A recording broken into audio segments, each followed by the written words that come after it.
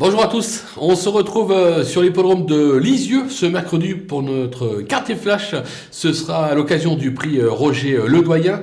On va évoluer sur 2725 mètres. Il y aura un rendement de distance de 25 mètres pour les plus riches du lot.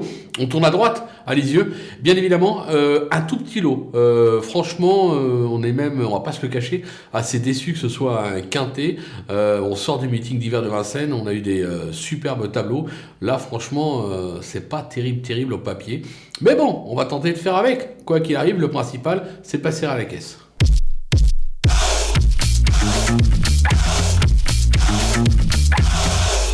Allez, on attaque avec nos bases. Et le numéro 7, Gaïa de Cagnes, elle est irréprochable ces derniers mois, elle se plaît à droite, elle est idéalement engagée à la limite du recul, pieds nus, les ambitions sont là, elle va jouer la gagne bien évidemment. Attention, numéro 4, Krakatou, qui s'est plutôt bien comporté ces derniers temps, il s'adapte à tous les tracés, il est bien engagé, Éric Raffin a été appelé en renfort. On fonce. Le numéro 12, Eddy Dupomereux. Sage, il collectionne les podiums, il excelle sur les tracés corde à droite, sa forme est sûre, même aux 25 mètres. Lui, attention, il peut aussi ambitionner tout simplement la victoire. Du côté des opposants, on va se méfier du numéro 3, Élite d'Érable. Cette fille de Jacques de Bellouet est une pure droitière. Elle s'est déjà bien comportée à Lisieux.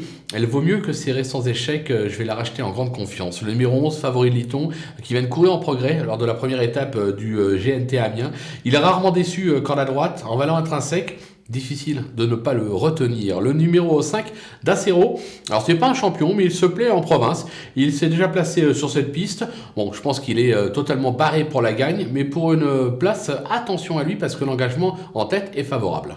Le coup de poker, ça sera l'As Espion de Bouer. Alors lui aussi n'est pas un champion, mais il est plutôt performant en province. Il aura pour lui de s'être déjà bien comporté sur cette piste. Là aussi, l'engagement est favorable puisqu'il part en tête. Décidé, il peut aussi venir accrocher une petite place et pimenter surtout les rapports. Les outsiders, il n'y en aura que deux, avec le 13, Calimero du Tilleul, qui vient de surprendre en se classant 4e de la première étape du GNT à Amiens. Il rend cette fois les maîtres, donc la donne se complique un tout petit peu et a toujours échoué à Lisieux. On va me dire, difficile de retenir.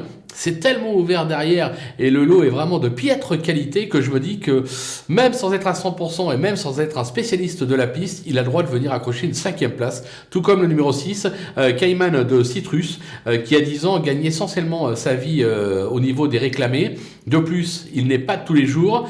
Maintenant, il est bien placé en tête et franchement, au papier, hormis avec nos bases, on a vraiment l'impression qu'on court à réclamer dans cette épreuve, raison pour laquelle je m'en méfie. Les délaissés sont nombreux. Voilà, j'ai pris des risques, mais je pars du principe que ceux que je ne vois pas, je vais pas tenter de leur trouver des excuses. Je les vois pas, donc ils feront peut-être l'arrivée. Si vous avez la place, vous pouvez en glisser un et deux. À vous de voir, ça sera vraiment au feeling comme on dit. Mais moi, j'y crois pas. On commence par le 2, Désiré Deslandes.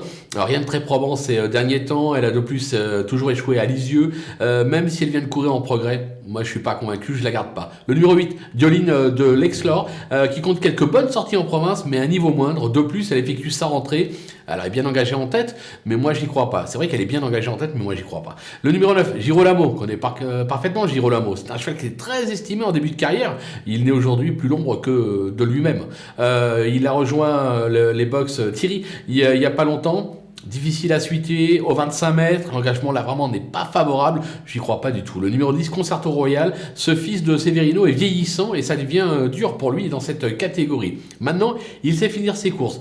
J'avais presque envie de le mettre parmi les outsiders, mais j'ai écouté son entourage qui n'y croit pas du tout, qui dit qu'il y aura de futurs engagements réclamés pour lui, raison pour laquelle je l'ai écarté. Le numéro 14, Charlie Delaunay, voilà plus d'un an, 9 échecs consécutifs qu'il n'est plus monté sur un podium, l'engagement n'est pas favorable aux 25 mètres, je n'y crois pas. Le 15, Diego Sutton, ce n'est plus un foudre de guerre comme on dit, mais là pour lui de se plaire corde à droite. Aux 25 mètres, il va surtout séduire les amateurs de cote. Voilà, s'il y en a un peut-être à remonter dans la sélection, c'est peut-être le 15 Diego Sutton. Le 16, Sirocco d'Auvilliers, le cheval est vieillissant, il n'a plus trop les armes pour pouvoir se défendre à ce niveau, surtout aux 25 mètres, raison pour laquelle je tente l'impasse sur ses chances. Voilà, on a fait le tour de cette, on va pas dire superbe épreuve, mais de cette épreuve tout simplement. On va se quitter avec ma sélection et mes conseils de jeu. À vous de jouer.